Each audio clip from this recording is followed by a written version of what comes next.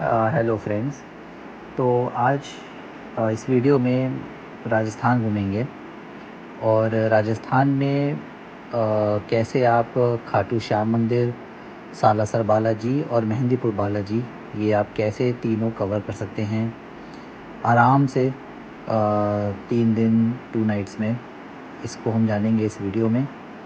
और अब चलते हैं, स्टार्ट करते हैं कि कैसे हमने दर्शन किए, कहाँ कहाँ रुके और कैसे क्या करना चाहिए जिससे कि आपको सबसे बेस्ट दर्शन मिलें। अगर आपके साथ सीनियर सिटीज़न हैं तो आप बिल्कुल इस वीडियो को और देखें और एंड तक देखें पूरी जानकारी के लिए। तो हमने लखनऊ से शुरुआत करी खाटू श्याम मंदिर के लिए। करीब 10 घंटे गूगल मैप में दिखा रहा था, तो हमने चले और बेहतरीन नज़ारे लेते हुए और कुछ कुछ जगहों पे रुक के फ़ोटो लेते हुए हम खाटू श्याम मंदिर की तरफ जा रहे थे फ्राइडे को। तो फ्राइडे को करीब सुबह 8 बजे के आसपास हम निकले और शाम को 6 साढ़े 6 बजे यहाँ पहुँच गए खाटू श्याम जी। आप ये देख सकते हैं, ये चंद्र गोपाल लॉज है ये खाटू श्याम में, और ये 3 लोगों के लिए मैंने बुक किया था। तो उन्होंने 3 बेड का रूम दिया जिसमें बालकनी भी थी। और इस रूम से आपको खाटू श्याम जी के मंदिर का जो रास्ता है वो हार्डली 400 से 500 मीटर है। ये भी शायद मैं ज़्यादा ही बता रहा हूँगा। एंट्री तो मुश्किल से 20-30 मीटर पे ही है, जहाँ पे गाड़ियाँ रुक जाती हैं। जहाँ से वॉक शुरू हो जाती है, मार्केट शुरू हो जाती है, वो तो मुश्किल से बस 20 कदम पे ही है बस। बाकी जो यहाँ पे रुकेगा चंद्र गोपाल लॉज में, उसके लिए पार्किंग भी अवेलेबल थी, पार्किंग फ्री थी इनफैक्ट। और अगर आप ड्राइवर के साथ आ रहे हैं अपने, तो ड्राइवर का कुछ 200 रुपीज़ ये लोग पर नाइट चार्जेस लेते हैं, पार्किंग फ्री थी। और उस रूम का टैरिफ करीब आप 1500 से 1800 के बीच में पड़ता है, डिपेंड ऑन किस सीज़न में आ रहे हैं। बाकी 2 रूम्स का भी है, 2 बेड का भी रूम्स हैं और 4 बेड के भी रूम्स हैं। मेरा 3 बेड का रूम था विद बालकनी। और ये आपको मैंने दिखाया भी खाटू श्याम जी की मार्केट, जो कि बहुत ही अच्छी मार्केट थी, और आप उसको टहलते टहलते आराम से यहाँ तक आ जाएंगे। तो फ्राइडे को मैं जब निकला था सवेरे, तो हमने शाम को भी दर्शन किए।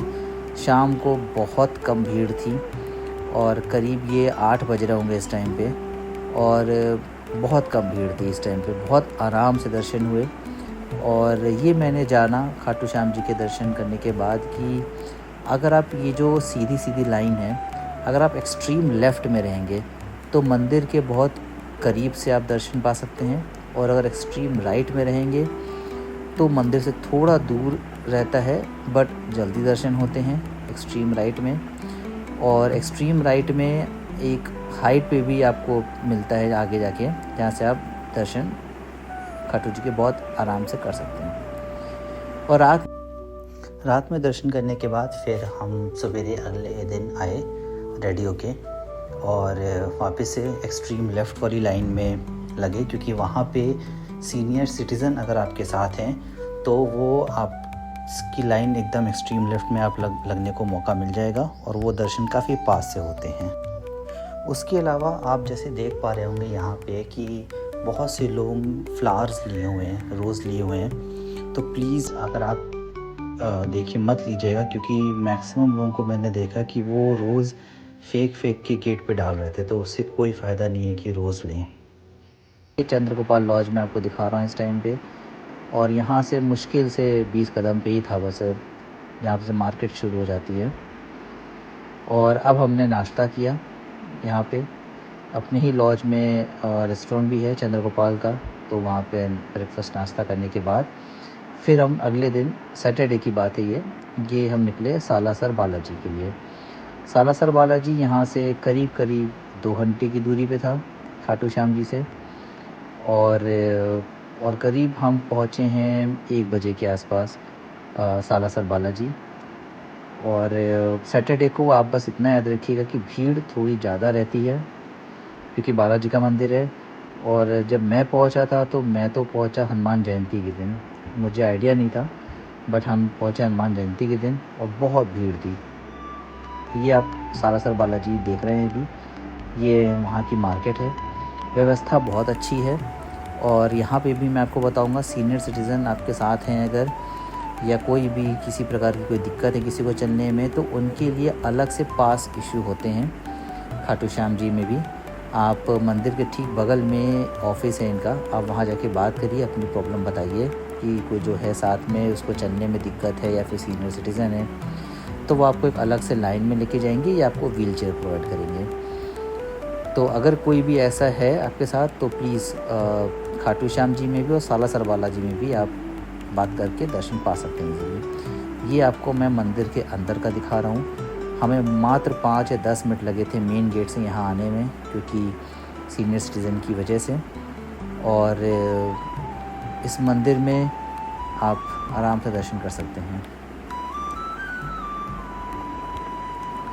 सालासर मंदिर जी, सालासर बालाजी दर्शन करने के बाद हम बाहर निकले, और थोड़ी प्रॉब्लम बस यहाँ पे ये होती है हर जगह पे कि हम जो हमारे जूते स्लीपर्स होते हैं वो हम किसी एक गेट पे उतारते हैं और हम एग्ज़िट करते हैं किसी और गेट पे, तो उस कारण से हमें वापस से चल के आना पड़ता है अपने स्लीपर्स लेने के लिए। ये खाटू श्याम जी में भी और सालासर बालाजी में भी सेम चीज़ ये हमें फेस हुआ।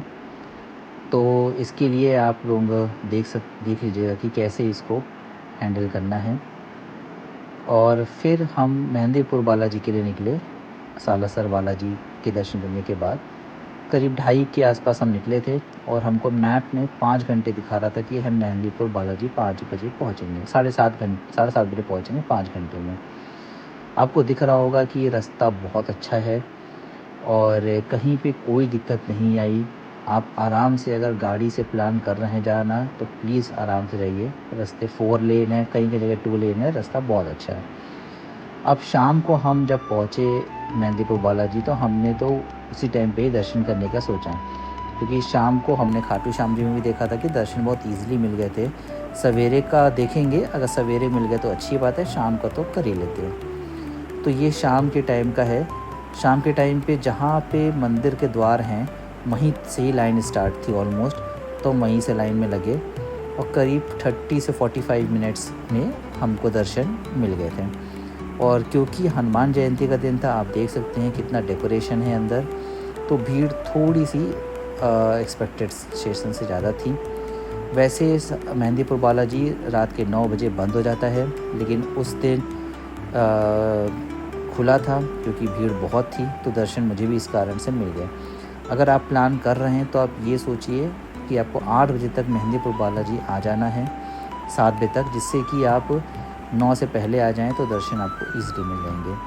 फिर अगले दिन सवेरे का ये दृश्य है जो आप देख रहे हैं। सवेरे बहुत ज़्यादा भीड़ थी मेहंदीपुर बालाजी में, और हमारी हिम्मत बिल्कुल भी नहीं थी कि हम उस लाइन में लग सकें, क्योंकि हमारे साथ सीनियर सिटीज़न थे, मेरे फादर थे। और यहाँ पे सीनियर सिटीज़न के लिए थोड़ी व्यवस्था इतनी अच्छी नहीं थी, क्योंकि यहाँ पे दोपहर के 2 बजे उन्होंने हमको बुलाया, कहा कि 2 बजे आप आएंगे तो आपको पास मिल जाएगा और तब आप दर्शन कर सकते हैं। उससे पहले अगर आपको दर्शन करने तो नॉर्मल लाइन में ही लगना पड़ेगा। तो इस कारण से फिर हम मेहंदीपुर बालाजी के दर्शन सवेरे नहीं किए, और हमको निकलना भी था 11-12 बजे के आसपास, तो 2 बजे तक का वेट नहीं किया और रात में हमने दर्शन कर ही लिए थे। तो ये मैं आपको दिखा रहा हूँ कि मेहंदीपुर बालाजी के बाहर का दृश्य, जो कि एक तरफ मंदिर है मेहंदीपुर बालाजी को, और दूसरी तरफ जो आप राइट साइड में देख रहे हैं अभी, ये राम जी का मंदिर है। काफ़ी लोग इस जगह से भी दर्शन कर लेते हैं, यहाँ से आपको बालाजी के दर्शन दिख जाएंगे, और बहुत अच्छा दृश्य आपको देखने को मिलेगा।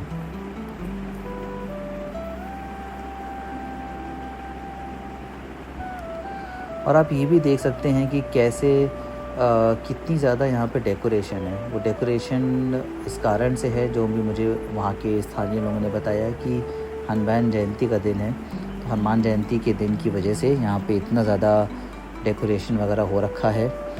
और अगर आपको पता ना हो तो मेहंदीपुर बालाजी इस वजह से भी थोड़ा फेमस है, क्योंकि यहाँ पे जिन लोगों को कहते हैं यहाँ पे कि भूत प्रेत वगैरह आ जाता है, उनके निवारण के लिए भी यहाँ पे लोग आते हैं। बहुत भारी संख्या में लोग आते हैं, जो कि मंदिर के बाहरी वो लोग बैठते हैं। और ये है वो राम दरबार वाली जगह, ठीक मंदिर के सामने है। यहाँ पे भी आप ज़रूर जाइएगा और दर्शन लीजिएगा। और ये संडे की बात है, ये संडे की सवेरे की बात है, क्योंकि सैटरडे तो हमने सालासर बालाजी के दर्शन किए दिन में, सुबह दर्शन किए थे खाटू श्याम जी के और शाम को किए थे मेहंदीपुर बालाजी के। और उस दिन राजस्थानी भी कुछ प्रोग्राम चल रहे थे, तो इस कारण से बहुत अच्छे दृश्य हमको देखने को मिल गए। तो एक तरीके से मैं आपसे कहूँ, अगर आपको आराम से ये प्लान करना है तो आप 3 दिन का प्रोग्राम करिए, जिसमें कि एक दिन आपका मोस्टली ट्रैवल का लगेगा। और हम मेहंदीपुर बालाजी में रुके थे अंजनी नंदन धर्मशाला में, ये वो जगह है और बहुत ही अच्छी जगह है। मतलब मैं तो आपको ज़रूर सजेस्ट करूँगा कि आप यहाँ पे रुकें।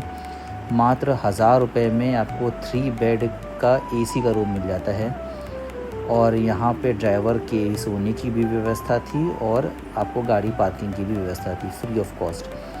तो बहुत अच्छी व्यवस्था थी यहाँ पे इस धर्मशाला की। आप पहले से बुकिंग करके जाएंगे तो आपको रूम अवेलेबल मिल जाएंगे। मैंने तो पहले से बुकिंग नहीं करी थी, लेकिन मेरी किस्मत थी कि मुझे मिल गया। बट पहले से आप करके जाए तो बहुत ही अच्छी बात है।